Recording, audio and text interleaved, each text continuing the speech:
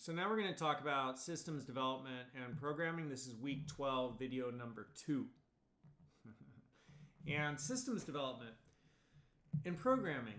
So there's like an entire profession of people who are systems analysts. And one of the most important things that you could do in your life is make sure you have good systems. And this is true not only in your personal life, but also in your professional life, in the workplace. And so you need systems. You need systems. And a system is just some way that you have for doing things. So we have a system in our household for all kinds of stuff. We have a system for laundry. Like the laundry, when it's dirty, goes in this location. And then it goes and gets washed. And some laundry is washed in different ways than other laundry. And you put light colors together and dark colors together. And then you dry it, and then when it's dried, it makes its way to the couch where it gets folded, except for, so there's this entire system in our house for laundry. There's also an entire system for food, right? So we go grocery shopping, we store some stuff in the fridge, we store other things in the pantry. When we open some things, we label them with a permanent marker, the date we opened them. So that way we could, then be like, God, how long has this been open? Well, we could see and we could throw things out when they're too old, right? And so we have a system for our food. And, there's a system for the refuse, the waste. There's a system for the wastewater. And that connects to the city system, and that was architected into the house or wherever you live, right? So we have systems for all of these different things in our personal life, and you really want to think about systems and how can you create a better system, because systems help you get things done, and you can engineer and optimize systems. So there's a system that you have for sleeping. And some people look at their phone until wee hours of the night, and that's not such a good system. Right? But everybody has a certain system that they go through for sleeping. And if you read about sleep, you could find and create a better system for yourself so you become more well-rested in less time. And, there's people who are sleep doctors to help people sleep more effectively if you struggle with sleep. So anyhow, there's systems for everything. And in business, it's no different. And so, at the college, there's a system for registration. And you've been through that system, and you probably experienced pain points in that system, meaning it frustrated you at some point. It created some sort of pain. And it might not be physical pain, but it could be, psychological pain, or it might, just be frustrating or irritating, or it's taking so much time. That's considered pain. That's just my own definition, right? It's not pleasant, it's painful. Or it's frustrating or irritating or whatever. But there's an enrollment system for enrolling in the college. You have to go through certain things and do certain things. And I'm sure you were kind of like, hey, this could be better. Or maybe you were. They should make this different. They should make it better. And so that's what systems analysts do. They look at systems and they figure out how can this system be better, and then they build that system. And so part of building that system, they help people build that system, right? They might coordinate with a team. This is a system that we need to build. And so part of building that system would be programming. That'd be part of it. And then you get into, when you do programming, you do the SDLC, the System Development Lifecycle, right? Where you have a problem, you come up with a solution, you build the solution, you test it out, you implement it, whether it's parallel implementation or phased implementation, right? You implement that solution, and then you evaluate it, and then that solution is used, and then over time it ages, it has a life cycle, and then, right? And then it dies and create a new system. And so part of a systems analyst is building new systems with other people, and part of that is having programmers program stuff.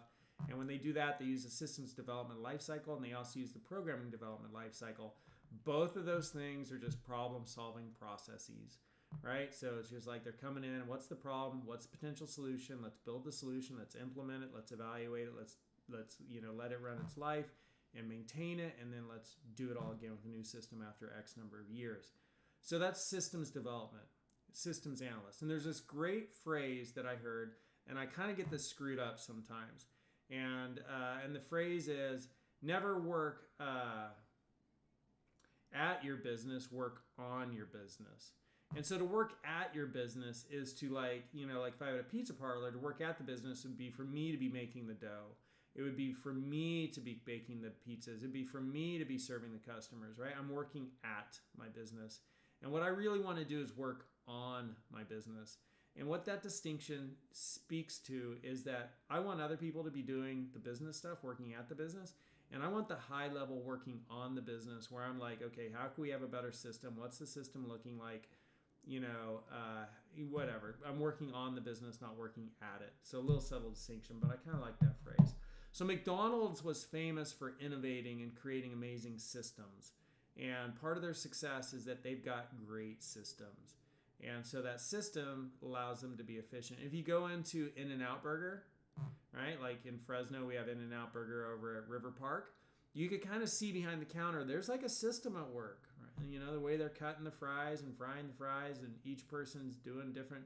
There's a division of labor and specialization. You got people working the grill, you got people working the cash register. There's a system there. And it's a well-oiled machine, so to speak, right? To be able to manufacture all that food, make all that food, and serve customers. So this is what systems is all about. The first thing is just kind of think about systems and understand systems and know that this is a job that you could go into being a systems analyst, and you could help people do things more efficiently and effectively, and you could study it, and you could get your doctorate in it, and you could be a professor who talks about it. So that's all kind of cool. So that's an introduction to systems. And there's some really interesting quotes. So one of the main things when you're looking at like, oh, where's a new system needed? Where should I innovate? Is just where do you experience pain points or frustration? So you might experience that in traffic. So many cars. How can we make the system better? Right? Because the transportation system that we have now is a system that we created. How can we improve it? And so driverless cars and battery cars, right? Pollution, right? We're trying to get rid of pollution, trying to get rid of, all of us having to sit behind the wheel and trust other people who might be in various states of abilities and sobriety, right? And instead we just trust the engineers, right? And who are very sober and very talented, best of the best, who created the system for driving us around. And the engines that don't create all the air pollution, right? Wonderful. So, you could see a new system being created for a transportation system that's coming along. Anyhow, the point is when you experience frustration, that's a signal to you that here's a system that could use some change. That's an interesting point, right? When you experience frustration, that's a signal to you that here's a system that could use some change. So pay attention to that. Just like as an exercise, as you experience frustration in some process or event or whatever you're doing throughout your day, notice, is there a way that this system can be improved? Okay, that's a nice little signal of that frustration. So let's look at a couple of quotes.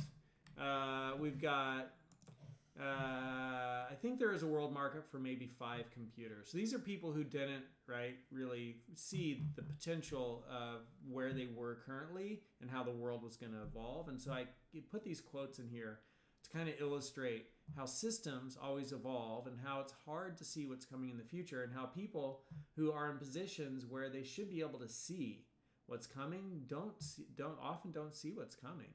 Like the chairman of IBM, which was like International Business Machines, right? Is one of the biggest, most powerful companies in the 20th century in America. He said, I don't think there's a market for maybe 5 computers. 1943. And now, right, everybody's got a computer. Who wants to hear actors talk? So movies used to be silent, and that was the founder of Warner Brothers. The movie production studio, they were making silent movies, and he's like, why would people want to hear actors talk? And, it's just, they were kind of like, they could not envision a reality that was different than the one that seemed to be the one that exists. They could not envision a reality that was different than the current reality. They were like, I don't see why that'd be interesting.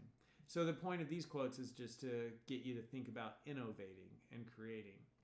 We don't like their sound, and guitar music is on the way out. They rejected the Beatles. Everything that can be invented has been invented. That was the commissioner of the patent office in the 1900s. So yeah, that's what systems are. And then when we look at, now we're going to start looking at information systems. And so we just talked about systems, but information system is how is information handled within a system, and often that brings in computers. And so there's a great video on YouTube about how UPS works that you could check out. And when you look at information systems, one of the things you look at is who are the users of the information systems, right? The computers, the information that's flowing around, what do they need, right? So you look at that. And so we might take a company and break it up into a pyramid, a hierarchical pyramid. And there's a lot of employees in every company. And then above the employees are some management. And then above them, there's the executive suite, right? Vice president of different divisions, different vice presidents of different divisions. And then at the very top is the CEO. And so for each of these levels within an organization, there'll be different information systems, different systems in place to help them do their jobs. And so there's a transaction processing system as a common information system that's mentioned. Management Information System, MIS, Decision Support System, DSS. EIS is Executive Information System. And so all of those systems exist to help people at the different levels in the organization do their job. And so transaction processing system is like, one example would be like the checkout counter, and that was revolutionary. The way we get checked out with the little barcode scanner, because back in the day when I was a kid, they didn't have barcodes. They didn't have barcode scanners. Like there's a can of beans and somebody at the grocery store had to get a machine, a little handheld sticker printing device, and they'd print the price of the beans on a sticker and stick that sticker onto the can. They go chunk, and they'd pick up the next can, chunk. A lot of labor. Bad system, right? And then you go up to the cash register, and the cashier be like, oh, hey, how you doing? Okay, let me see. 79 cents. You like baked beans, huh? And they type in 79 cents, set aside, go to the next one. Like, took a lot of time, and there's the potential for human data entry error because maybe they hit 19 cents instead of 79 cents, right? So it wasn't as accurate. It took more time. It's an inefficient system. You had to have a higher skilled level of worker so you wouldn't get those data entry errors, like they had to be trained at, and get experience entering things to enter it right with a 10 key. And so what somebody invented was this barcode scanner, and all items have a barcode. And now all you have to do is go beep. All you have to do, if you're the worker, is listen for the beep, right? And sometimes you see those workers go, oh, it didn't beep, it didn't beep. Oh, okay, there it go beep, right? They move it back and forth till they get the beep.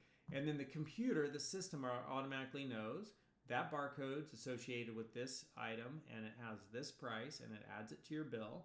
And then simultaneously it deducts from inventory one of those items. So if there's 100 items in stock, now after you bought yours, beep, there's only 99.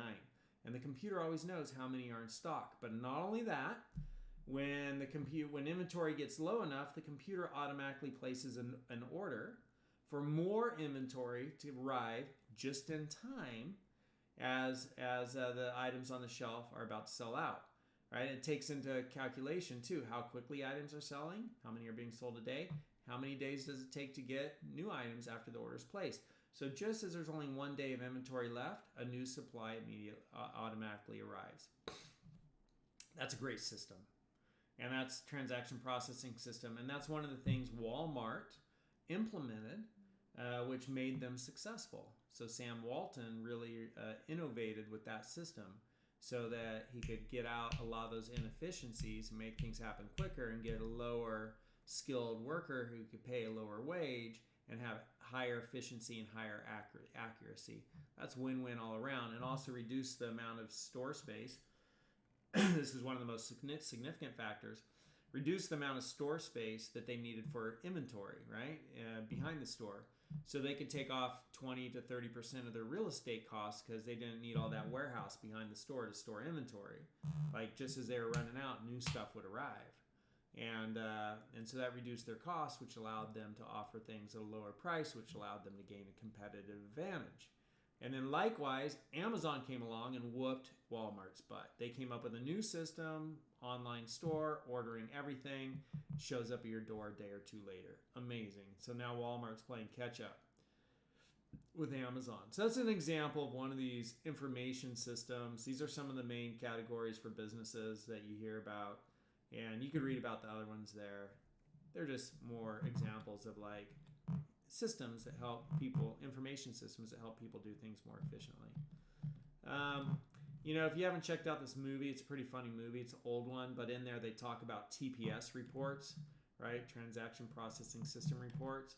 And it just really makes fun of workspace. It's kind of like The Office, that TV show The Office. Maybe this inspired The Office, but it's a hysterical movie. It's super funny, even though it's really old. So check it out. It's a nice Friday night thing. I have a hard time finding movies. So if you have any suggestions, we're like good movies. So if you have any suggestions for great movies, kind of like Office Space or Disconnected, email those to me also. Okay? All right, AMIS, DSS, GEIS, GIS. So graphic information system takes data and maps it graphically. We see this all the time. So there's an example of that. I'm not sure what's being mapped here. Something, right? Something's being mapped there. And then we have CAD and CAM software. So computer-aided design and computer-aided manufacturing allows you to design stuff like blueprints, So you could say, okay, here are the different parts. Here are how they're going to go together. So that's what CAD, computer-aided design, does. And then computer-aided manufacturing helps manufacture those parts. And then we get down into artificial intelligence. So we'll probably talk about this a little bit more at some point, but this is like amazing, like game-changing. And there's artificial intelligence, and then there's machine learning. So those are, on a Venn diagram, there are two circles that really overlap quite a bit. And just in case you're wondering what a Venn diagram is, here's what a Venn diagram is, right? It's like, oh, here is pizza, here is friends, here is, Hawaii. And when you get all three of those, it's like, man, good time right there, right? Like, I don't know. So Venn diagram. So with the Venn diagram, AI and ML, artificial intelligence and machine learning, really overlap quite a bit. Artificial intelligence is any intelligence which emulates, creates the illusion of intelligence, right? And it makes us think, wow, this is really intelligent. So much so that the artificial intelligence, you might not be able to distinguish between what you're interacting with and with a human. You might be like, am I interacting with a machine or a human here? And so when you can't tell, and there's this guy, Alan Turing, when you can't tell the difference between a machine and a human, Alan Turing said that that's the Turing Test. So he said that that's when that's the case, that machine is artificially intelligent. If you can no longer tell the difference between are you interacting with a human or with a machine, the machine is then therefore artificially intelligent. And so there's something called the Turing Test, and there's like a Turing Award that is given out for people who create machines which really make advances in artificial intelligence. Okay. And there's a great movie about Alan Turing also, and so you could go and Google this, Alan Turing movies, and we can see The Imitation Game and Enigma and Code Breaker. Like, these are all great. Like, check them out. Okay, so fantastic movies. This is super cool. So that's he was a really interesting guy, really brilliant. He also was gay and was persecuted for that, and he was either killed or committed suicide because of that persecution back in England.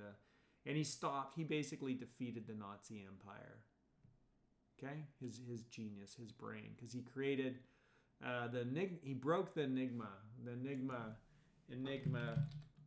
Nazi. The Enigma was this machine that the Nazis had for encrypting their messages, and he was able to crack this.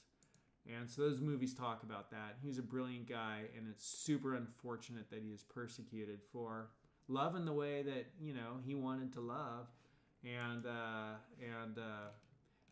so he's definitely somebody who's worth learning about in history. And those movies, Alan Turing movies, will all give you insight into him, and they're great.